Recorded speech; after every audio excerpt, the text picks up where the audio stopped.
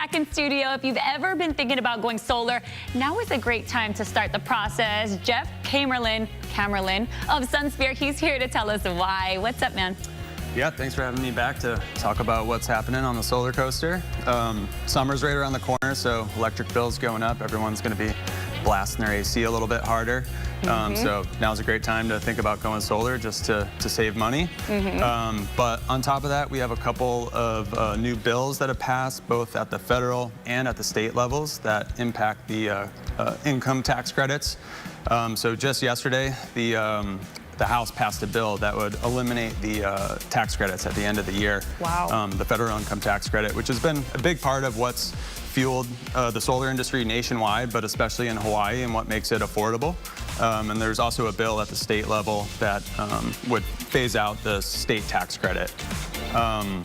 Typically, homeowner, first thing everyone asks me when I talk about solar, like, what does it cost, And these incentives are a big part of what makes it affordable. Roughly about half of the cost for a residential system you get back in the form of the tax credits. So it's very important to make, solar affordable for homeowners and small businesses. Wow. Okay, so half when you decide to get solar put into your home and you take advantage of the incentives, you're saving really big. But with these new bills that are being introduced, that could mess everything up for us if we are looking for those who may want to jump in on this game of putting solar in our homes. So how will it affect the people of Hawaii as we are looking into the future, come past 2026? Like, what should we be doing right now?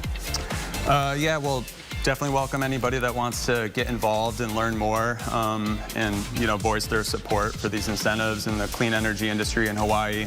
In Hawaii we have a goal of being 100% renewable by 2045 originally. Josh Green just moved that to 2035. But yeah, electric bills are a big part of what makes living in Hawaii expensive.